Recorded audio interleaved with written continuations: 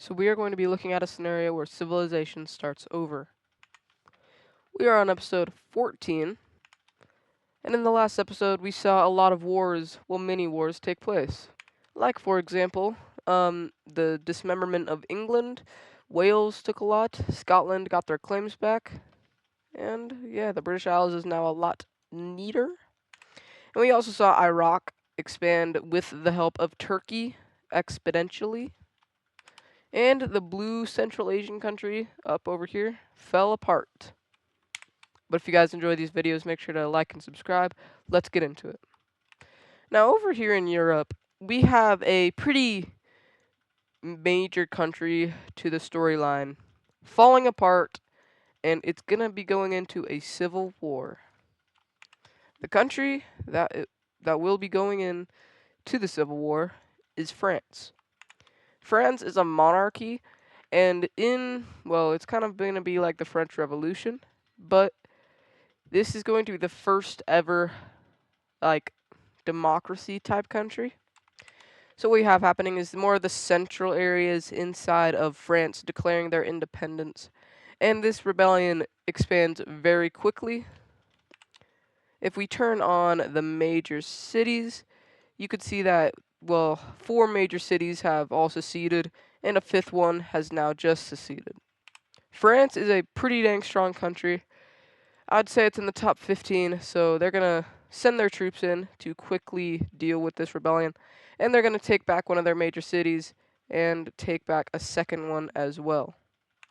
But bad news, another city has just, well, declared their independence, and a bunch of troops are trapped inside of this encirclement, and this rebellious troops have just have just retaken this capital and are now squeezing in on the French troops.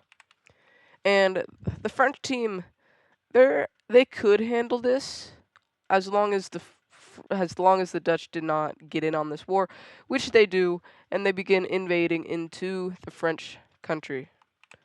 This rebellion is going to capture the last major city over here, and they're going to wipe out these French armies in the center of the country. Blue Iberia is going to take advantage and taking back one of the major cities they used to have and going up the panhandle of France. This purple French country, the Purple French Rebellion, is going to take over the rest of these areas and take back the city where it all started from, this major city. And then another province down over here, a pretty big province, declares their independence and they're squeezing in on Brittany. We then see Wales invade and take over the parts of southern British Isles. And Brittany, they're going to hold out right here for quite a while. And while they're holding out, let's go look at other stuff that's happening around the world.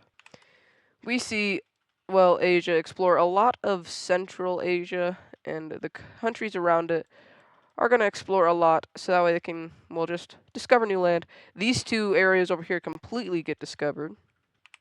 And now they are pushing up kind of this area over here in the Siberian tail, and soon enough all of Asia will be discovered.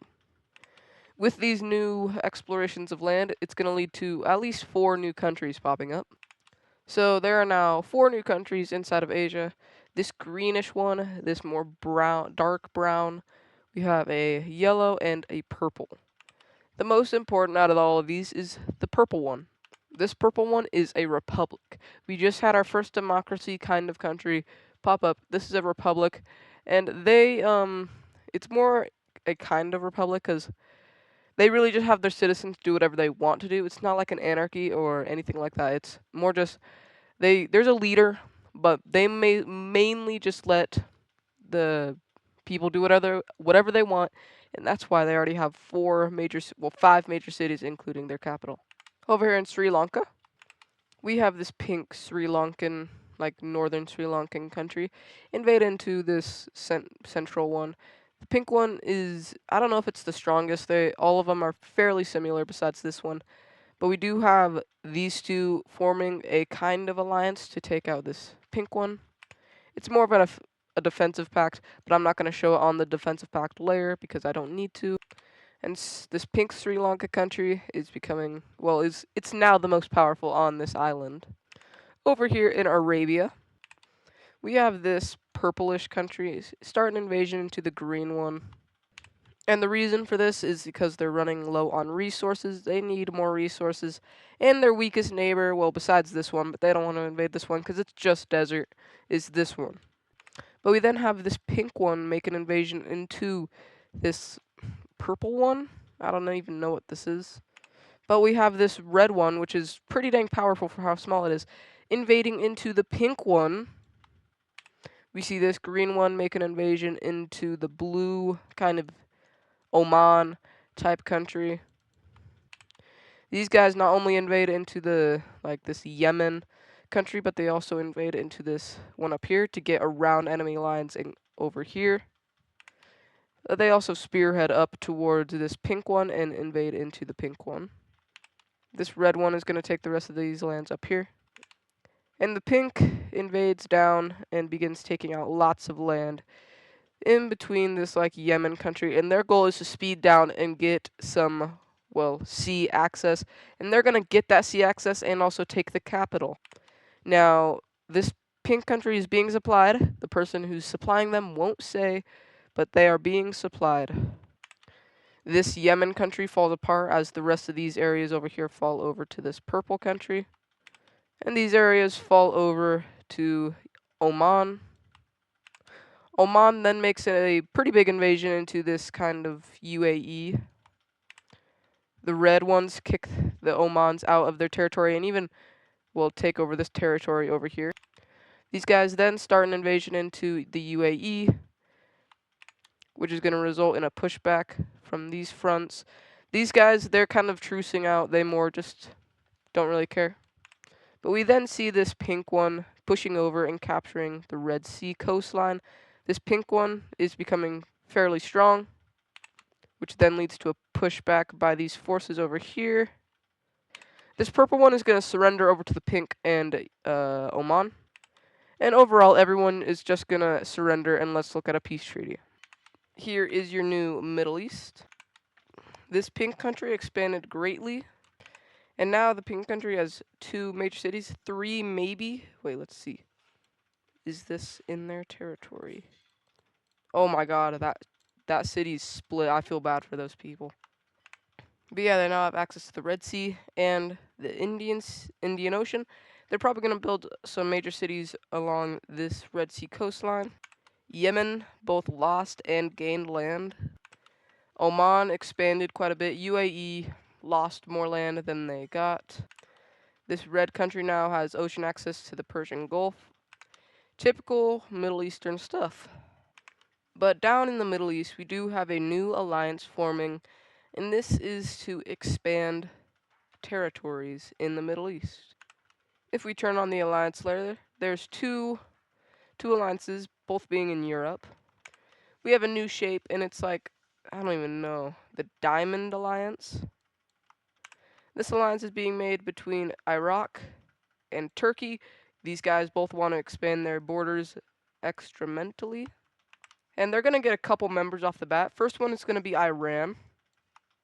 Iran, ever since they were made, hasn't really done much, and they feel like they are able to do more. And another one is Oman. Oman just expanded, and they proved to these guys that they are able to be in the alliance. And that is going to do it for the new Middle Eastern alliance. These guys don't really have attention anywhere else. Like over here, they don't really care about Europe, besides Turkey. Turkey wants to control Greece, but yet we have another alliance added to the map. Oh my god. France has been beating back this rebellion slowly by slowly, but they have taken back 2 major cities and the capital of this rebellion. But don't worry, because the brown team is going to start supplying this purple French team because they kind of don't like the French team. They just hate them. They just hate them. And with the supply of these new troops, they're going to be able to take back the capital and start pushing down towards the other major city. And the purple team, the French team, being exhausted, is going to lose the major city, and all these areas are going to fall back over and we're winding up in the same spot. But now with Dutch help, it's going to go a little bit different. They're going to start pushing up, and then it stops as French troops are going to hard block the rebellion from getting anywhere close to the capital. There's going to be two little forces that go up, and these two forces, one of them is going to meet at the capital doors, but they're going to get pushed back. The other one is going to start going up, meet at the capital doors, but also get pushed back. With this, a rebellion behind the capital takes place, and it picks up speed a couple provinces, and the back doors of the capital are breached. Then these two go up and breach the doors of the capital. The French manages to kick back all of them. They're still kicking, and even kick out of this rebellion up north. This is one of the most guarded cities in the world, one of the most guarded capitals, and this rebellion is finding out that they need this city as their capital. So, a new military general is going to go around. This military general is named Isaac the Great. Isaac the Great makes a landing in the north, which the French were expecting. But the French weren't expecting one from the south, and they breached the capital doors. These two lines both meet back up, and this rebellion picks up speed and connects up with this capital. The capital is surrounded, and siege awaits. As the last few provinces surrender, it's up to the leader of the capital to keep them out. Say, this is the leader. He is trying to maneuver his capital, but the doors collapse. Doors on all four sides collapse in. The leader is killed, and the French Civil War has just came to an end.